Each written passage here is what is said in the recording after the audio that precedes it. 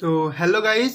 तो आप लोग का फिर से हमारे चैनल पर स्वागत है आरआर एजुकेशनल पॉइंट में।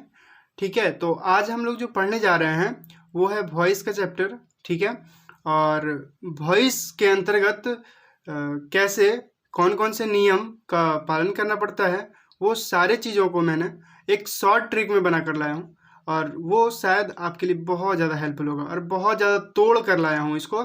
और शायद इस बार आपसे वॉइस में कोई भी गलतियां नहीं होंगी। तो आइए देखते हैं क्या है। तो वॉइस जो है, वॉइस मेनली दो प्रकार का देखा जाता है, एक्टिव वॉइस और पैसिव वॉइस।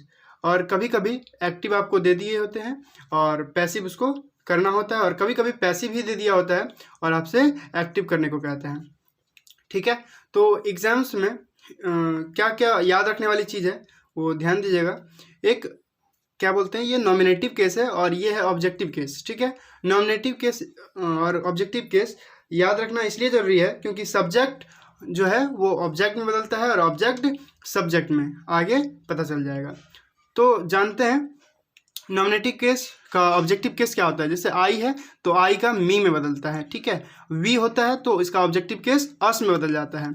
उसके बाद यू होता है तो यू का यू में ही रहता है, ही रहता है तो ही का हिम में। ठीक है, और सी है तो सी का हर में ऑब्जेक्ट बन जाता है, और इट का इट ही रहता है, और दे अगर रहे तो वो देम में चेंज हो जाता है।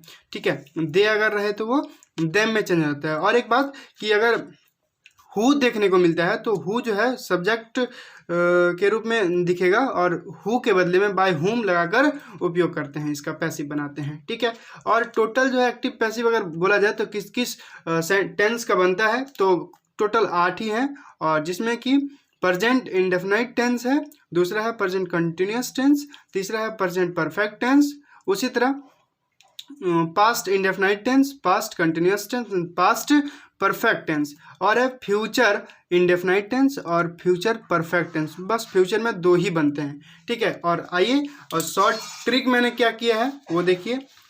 देखिए मैंने लिख भी दिया हूँ कि short trick for active and passive, और शायद इसको पूरा कर लेने से और इसे याद करने में ज़्यादा कठिन भी नहीं होगा। आप अगर याद कर लेंगे तो आसानी से एक्टिव पैसिव आपके हाथ में होगा। तो पहला नियम है यहाँ पे, एक्टिव पैसिव में वर्ब का कोई भी फॉर्म हो, मतलब एक्टिव वॉइस में वर्ब का कोई भी रूप हो, ठीक है ना, तो वो पैसिव वॉइस में हमेशा V3 बन जाता है, V3 का रूप ले लेता है। जैसे देखिए हमने शॉर्ट ट्रिक लिखा है कि V पर पावर नहीं, मतलब भी का कोई भी रूप रहे, वॉट का सिंबल दिया मैंने, यानी कि भी का कोई भी रूप रहे तो उधर पैसिव में जाकर वर्ब का थर्ड रूप ही बनना होता है उसको। ठीक है, हम लोग जो बनाते हैं तो वर्ब का थर्ड रूप बनाते हैं। उसके बाद देखिए एक्टिव वॉइस में सेंटेंस की बनावट, एक्टिव वॉइस में जो होता है वो सेंटेंस की बनावट कैसे होते हैं, तो सब्जेक्ट वर्ब और object, subject plus verb plus object होता है। और इसी के पैसिव की अगर बात करें तो ये ऑब्जेक्ट यहाँ आके सब्जेक्ट बन जाता है, यहाँ आके सब्जेक्ट बन जाता है, और ये जो वर्ब है वो हेल्पिंग वर्ब इसके अकॉर्डिंग, ऑब्जेक्ट के अकॉर्डिंग आता है, और उसके बाद वर्ब का तीसरा रूप होता है, उसके बाद बाय का प्रयोग किया करते हैं, उसके बाद ऑब्जेक्ट होता है, यानी कि ये जो सब्जेक्ट है वो इधर आके ऑब्जेक्ट बन जाता है। ठीक है, अब तीसरा क्या कहता है, एक्टिव से पैसिव में बदलने के लिए बाय का प्रयोग करना होता है। ठीक है, जैसे देखिए पैसिव में क्या करते हैं, सब्जेक्ट होता है, सब्जेक्ट के बाद हेल्पिंग वर्ब होता है, लगाना पड़ता है इसके अकॉर्डिंग, सब्जेक्ट के अकॉर्डिंग। ये सब्जेक्ट कहाँ से आया, तो एक्टिव का ऑब्जेक्ट से आया। ठीक है, एक्टिव का ऑब्जेक्ट से आता है, ये सब्जेक्ट बनता है, उसके बाद हेल्पिंग वर्ब लगाते हैं इसको इसके अकॉर्डिंग।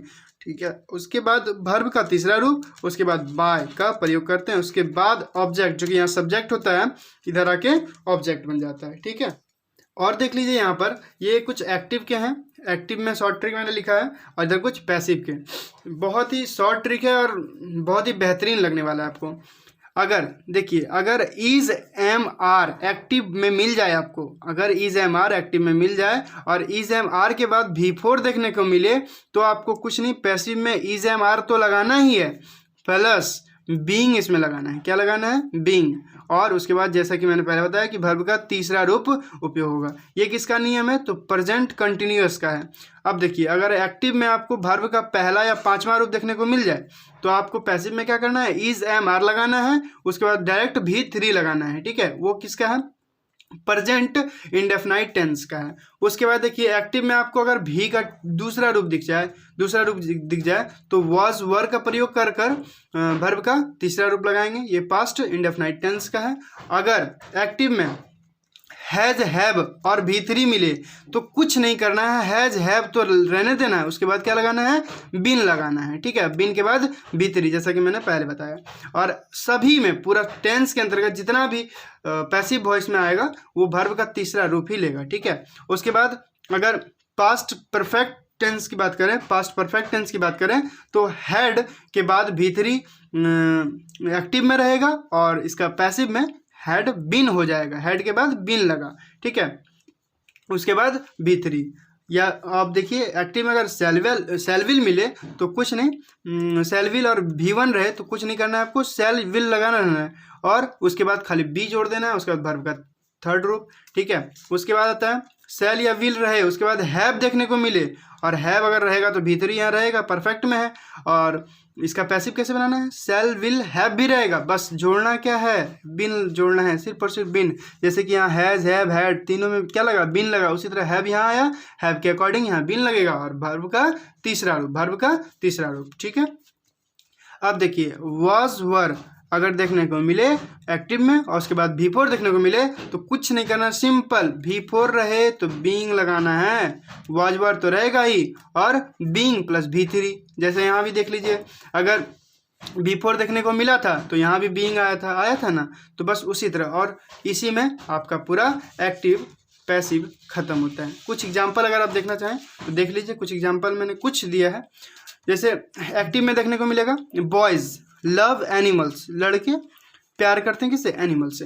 तो यहाँ देखिए क्या है, एक्टिव में बॉयज़ है, ठीक है, बॉयज़ यहाँ सब्जेक्ट के रूप में आया है और लव क्या है, यहाँ भी1 है और एनिमल्स क्या है, ऑब्जेक्ट है। इसका पैसिव कैसे बनेगा और ये किस टेंस में, तो प्रेजेंट इंडेफिनाइट टेंस में।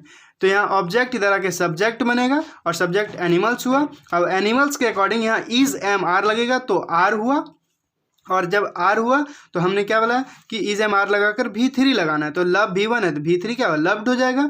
अब देखिए लव्ड भी3 हो गया। तो अब हम बोले थे कि पैसिव में बनाने के लिए बाय का प्रयोग करेंगे, तो बाय का प्रयोग किए, उसके बाद ये सब्जेक्ट था, इधर आके ऑब्जेक्ट हो गया। चलिए उसके बाद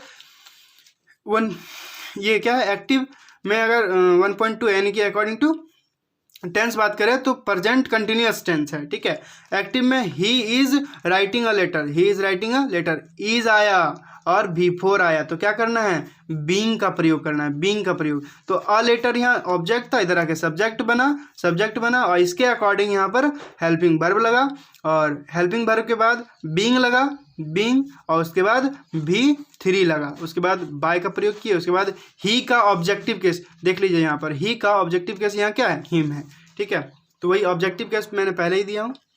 अब देखिए एक्टिव में अगर परफेक्ट की बात करें, प्रेजेंट परफेक्ट की, तो नूतन हैज़ रिटन, हैज़ हैव आया और रिटन आया यानी कि भी3 आया, हैज़ है तो भी3 होगा और भी3 के अकॉर्डिंग आगे है दिस लेटर, यह लेटर को नूतन ने लिखा। तो प्रेजेंट परफेक्ट टेंस का है, तो यहाँ दिस लेटर ऑब्जेक्ट है, इधर आके सब्जेक्ट बन गया और सब्जेक्ट बन गया, इसके अकॉर्डिंग हैज़ लगा और हैज़ जब लगा तो बिन लगेगा, कन्फर्म है। और जब बिन लगा तो, और पहले ही बता दिया कि पैसिव रहे तो भी3 फिक्स है, भी3 फिक्स है। तो और बाय लगाकर पैसिव बनाया जाता है किसके द्वारा, इधर सब्जेक्ट था नूतन, इधर आके ऑब्जेक्ट बन गया। तो इसी प्रकार प्रेजेंट का सारा खत्म हो जाता है। उसके बाद आता है पैस्ट, ये एक्टिव आता है किसका, तो पास्ट का। पास्ट का क्या है, तो ही स्टोल माई बुक, ही यहाँ सब्जेक्ट है, भी2 है ये, तो भी2 के अकॉर्डिंग यहाँ क्या करेंगे, तो वॉज वर लगाएंगे और वॉज वर के बाद भी2 यहाँ भी3 में, सब में पैसिव में भी3 में बदलना है, तो बस पैसिव में भी3 में बदला गया। यहाँ माई बुक क्या था, ऑब्जेक्ट था, यहाँ के सब्जेक्ट बन गया।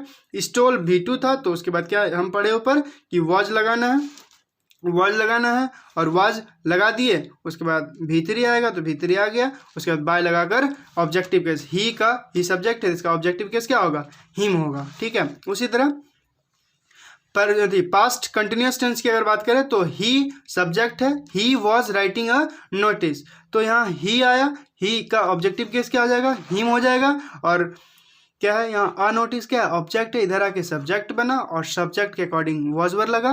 उसके बाद राइटिंग है तो बीइंग तो फिक्स है, बीइंग फिक्स है और बीइंग लगा। उसके बाद बीइंग लगने के बाद V3 और बाय हिम। Thank you.